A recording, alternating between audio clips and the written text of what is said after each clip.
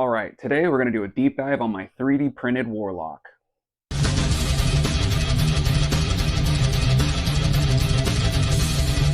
I wasn't going to do another guitar video right away, but that last video that I did really well. So first off, if anyone liked or watched or subscribed because of that video, big thank you. I know that those numbers might seem like small potatoes to a lot of people, but to me they're a big potato. Anyway, so I decided let's just do another guitar one, keep this ball rolling. I can't say they're all going to be guitar ones for sure. Okay, on my last video, I gave a brief introduction to all my guitars and where they came from. This was obviously one of them. This is, again, my favorite guitar. I love Warlocks. I've always liked Warlocks. I don't know, as long as I've thought metal music was cool, Warlock has been my favorite shape. Probably back from like Mick Thompson, Slipknot, that's probably where I got the love for Warlocks, and then it was probably cemented like when Eddie Munson did his 6 solo in season 4 of Stranger Things. But I digress. Anyway, let's go from the beginning where I started with this Warlock and where I ended up. I'm going to go back and show you a bunch of pictures that I took during the build process and show you the 3D models that I designed before I made this guitar. So let's do the 3D models first, and I'm going to go to my old computer, which is where I do most of my modeling, and I will use a capture card to show you all of that. So let's get over there. Okay, so I originally stumbled across this model when I was looking for a model to make into a Guitar Hero controller. I'll put a link in the description below, but this is the original guitar that I had found. And judging by all the comments on this thread, this is a very usable model. But this one ends up looking like this, and that is cool and all, but that's not what I wanted to go with. So I used this for a bunch of reference stuff. This is kind of where I started, was with this body. Now it gets broken up into pieces so that's printable on the printer. But in a nutshell, this is the body that I started with before I had to fill the cavity for the bridge. And then just change some little stuff here and there and make the whole top of the body recessed. I also stumbled across this video of a 3D printed Warlock, which I would call more Warlock inspired than an actual Warlock, but this is where I got the idea for the resin top from. I don't care for the single coils or the telly style bridge and neck and that kind of stuff, but this is where I got the idea for the resin top. I will put the link to this video in the description also. Okay, so let's get to my model. Okay, we are back for the second time, actually. The capture card quit working the first time I tried this, so let's try again. So this is my 3D model in Tinkercad. As you can see, it does look similar to that first model I showed you from the printables link.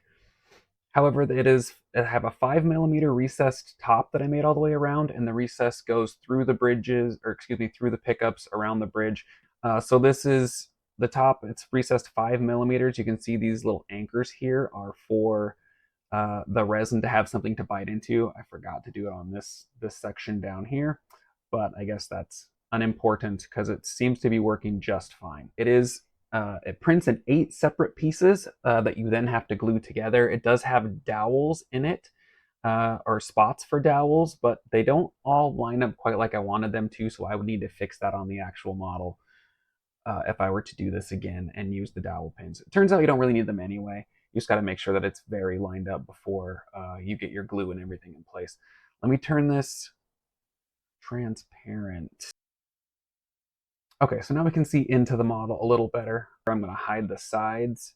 There's not a whole lot to see there anyway, except for these couple cavities that I had to make from the electronics cover up to the bridge. Okay, this is where most of the changes took place aside from the recessed top. The big change that you can see going on here is I made a recess that runs through the middle for a 1/2-inch steel conduit, like electrical conduit. It's very cheap, it's very rigid, at least over this far of a span, and it's lightweight, which are all things that I wanted it to be. And I also wanted something that would fit in between the bolts of the neck, so that works really well for that, and I have a ton of it laying around. You can also see where I made the provisions for the Musically bridge in this. It does have holes for all the screw holes, and you can see where the strings, the route I guess they take to come through the body. It does make stringing it a little more difficult, but it's not that involved. I did have to use a shim on this neck because you can see there is a like a break angle built into this model, which I thought I was going to need, so I left it there. And then after I printed it, it turns out I didn't really need that break angle for at least for the bridge that I used. So the next step was printing them all out and then gluing them together. Okay, my printer is just a Voxlab Aquila. I don't even remember the model. It is not great. There's definitely better ones out there, but it does work. Here is a failed part of the print. This is the back wing, as you can see.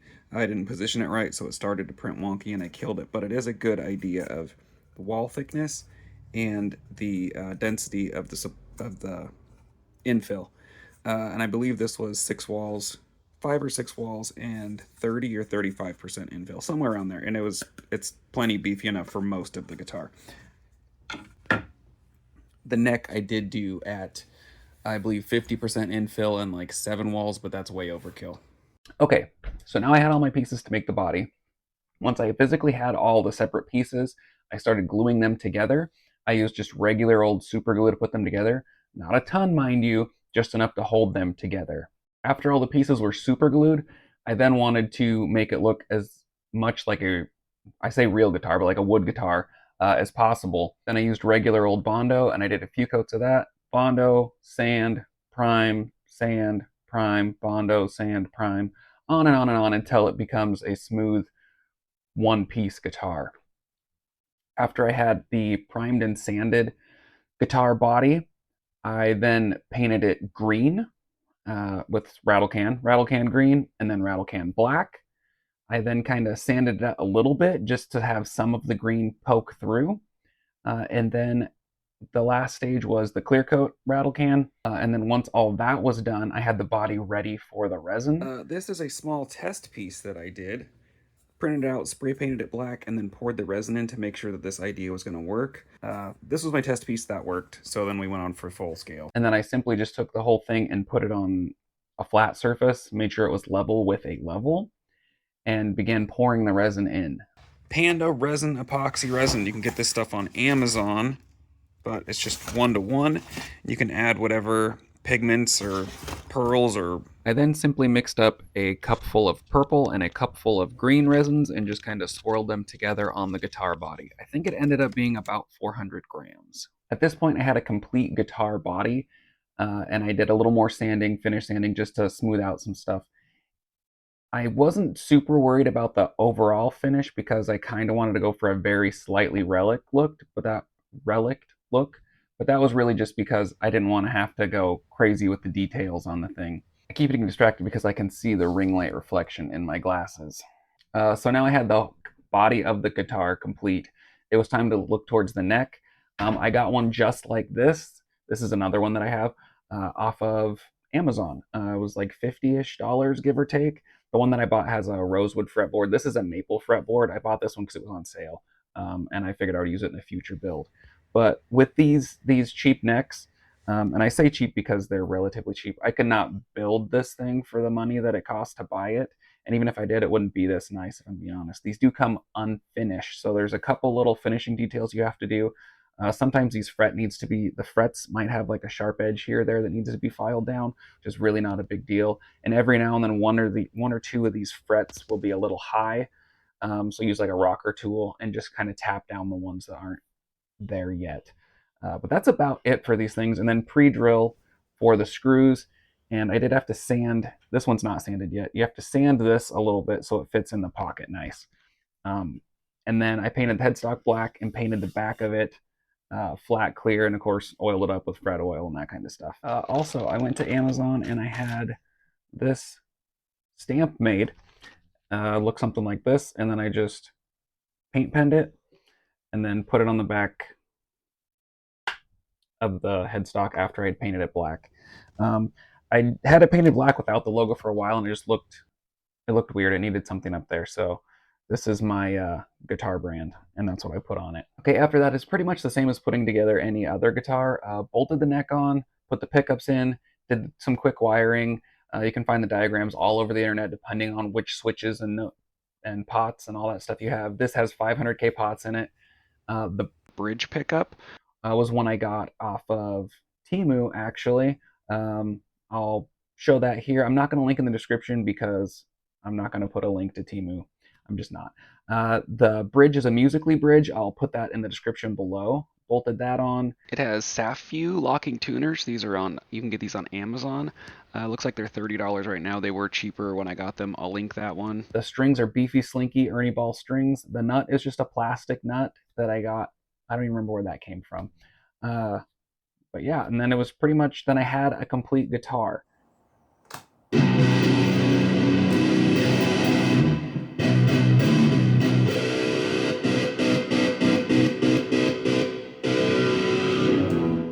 I'm super happy with this guitar. I love it. I play it all the time. I'm sure there's a few things that could be tweaked here and there, like maybe changes that I would like to make in the future. If or probably when I decide to make another Warlock. Will I do a 3D printed one again? I don't know. In hindsight, the 3D printing was a good idea, and it was a quick way to get me the body that I didn't have, and a pretty precise way to do it. But I found out in the future that I think wood was a little easier to work with. The next guitar I did, spoiler alert, was a wood one, and that was quite a bit more forgiving, I think, than the 3D printed one.